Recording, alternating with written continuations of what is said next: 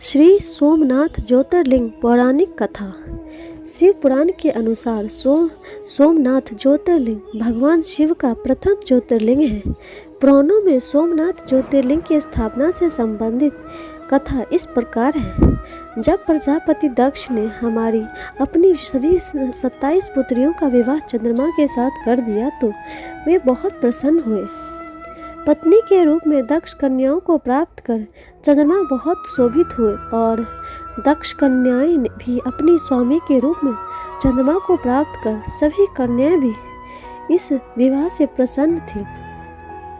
चंद्रमा की उन 27 पत्नियों में रोहिणी उन्हें सबसे ज्यादा प्रिय थी, जिसको वे विशेष आदर तथा प्रेम करते थे।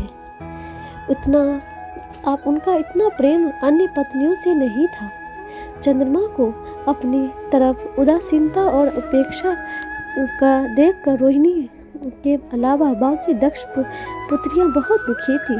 वे सभी अपने पिता दक्ष की शरण में गई और उनसे अपने कष्टों का वर्णन किया। अपनी पुत्रियों की व्यथा और चंद्रमा के व्यवहार को सुनकर दक्ष भी बड़े दुखी हुए। उन्होंने चंद्रमा से भेंट की और शांति पूर्वक कहा, कला निधे तुमने निर्मल व पवित्र कुल में जन्म लिया है, फिर भी तुम अपनी पत्नियों के साथ भेदभावपूर्ण व्यवहार करते हो। तुम्हारे आश्रम में रहने वाली जितनी भी स्त्रियां हैं, उनके प्रति तुम्हारे मन में प्रेम कम और अधिक। ऐसा सौतेला व्यवहार क्यों? तुम किसी को अधिक प्यार करते हो और किसी को कम प्यार करते हो। ऐसा क्यों करते हो? अब तक जो व्यवहार किया है वो ठीक नहीं है। फिर अब आगे ऐसा व्यवहार तुम्हें नहीं करना चाहिए। जो व्यक्ति आत्मजनों के साथ विषमतापूर्वक व्यवहार करता है, उसे नरक में जाना पड़ता है। इस प्रकार प्रजापति दक्ष ने अपने दामाद चंद्रमा को प्रेम पूर्वक समझाया और चंद्रमा में सुधार हो जाएगा। ऐसा सोचकर प्रजापति दक्ष वापस लौट गए। इतना समझने पर भी चंद्रमा ने अपने ससुर प्रजापति दक्ष की बात नहीं मानी। रोहिणी के प्रति अतिशय आसक्ति के कारण उन्होंने अपने कर्तव्य की अवहेलना की तथा अपनी अन्य पत्नियों का कुछ भी ख्याल नहीं रखा और उन सभी से उदासीन रहे। दोबारा समाचार प्राप्त कर प्रजापति दक्ष बड़े दुखी हुए। वे पुनः चंद्रमा के पास आकर उन्हें उत्तम नीति के द्वारा समझाने लगे। दक्ष ने चंद्रमा से न्यायोचित बर्ताव करने की प्रार्थना की। बार बार आग्रह करने पर भी चंद्रमा ने अवहेलना पूर्वक जब दक्ष की बात नहीं मानी, तब उन्होंने चंद्रमा को श्राप दे दिया।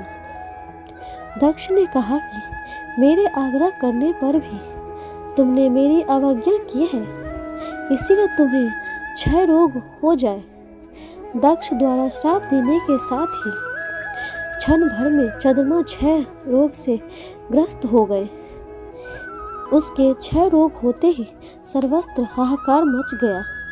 सभी देवगण तथा ऋषिगण भी चिंतित हो गए।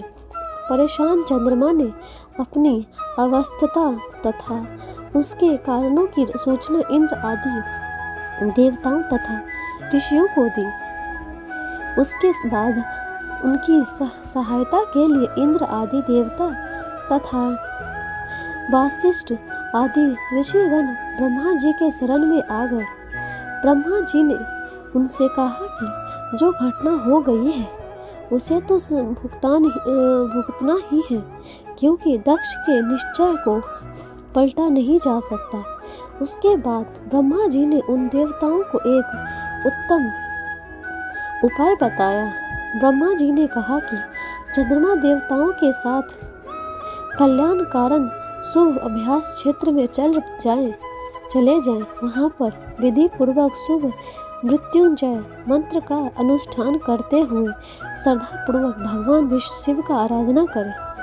अपने सामने शिवलिंग की स्थापना करके प्रतिदिन कठिन तपस्या करें। उनकी आराधना और तपस्या से जब भगवान भोलेनाथ प्रसन्न हो जाएंगे तो वे उन्हें क्षय रोग से मुक्त कर देंगे। पितामह ब्रह्मा जी की आज्ञा को स्वीकार कर देवताओं और ऋषियों के साथ संरक्षण में चंद्रमा देव मंडल सहित प्रभास क्षेत्र में पहुंच गए। वहां इन चंद्रदेव ने मृत्युंजय भगवान की आराधना वंदना और अनुष्ठान आरंभ किया। वे मृत्युंजय मंत्र का जाप तथा भगवान शिव की उपासना में तल्लीन हो गए। ब्रह्मा की ही आज्ञा के अनुसार चंद्रमा ने 6 महीने तक निरंतर तपस्या और वृषभ ध्वज का पूजन किया। 10 करोड़ मृत्युंजाप मंत्र का जप तथा ध्यान करते हुए चंद्रमा स्थिर चित्त से वहां निरंतर खड़े रहे। उनकी तपस्या से भक्त वत्सल भगवान शंकर प्रसन्न हो गए। उन्होंने चंद्रमा से कहा, चंद्रदेव तुम्हारा कल्याण हो। तुम जिसके लिए यह कठोर तप कर रहे हो उस अपनी अभिलाषा को बताओ। मैं तुम्हारी इच्छा के अनुसार तुम्हें उत्तम वर प्रदान करूंगा।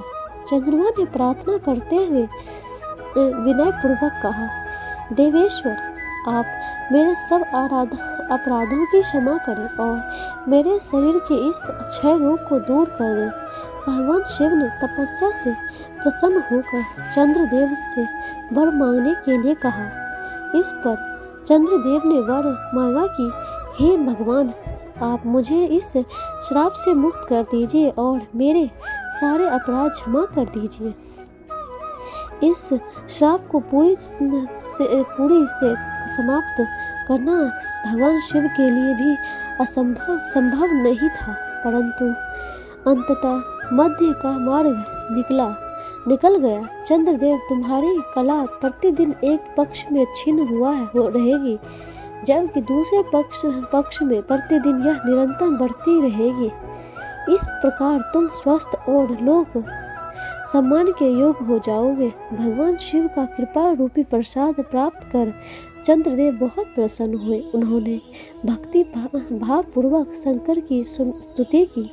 ऐसी स्थिति में निराकार शिव उन्हें दृढ़ भक्ति को देकर साकार लिंग रूप में प्रकट हुए और संसार में सोमनाथ ज्योतिर्लिंग के नाम से प्रसिद्ध हुए। दोस्तों, आपको ये ज्योतिर्लिंग की कथा कैसी लगी हमें कमेंट बॉक्स में ज़रूर बताइए और लाइक शेयर सब्सक्राइब जरूर कीजिए। हर हर भोले।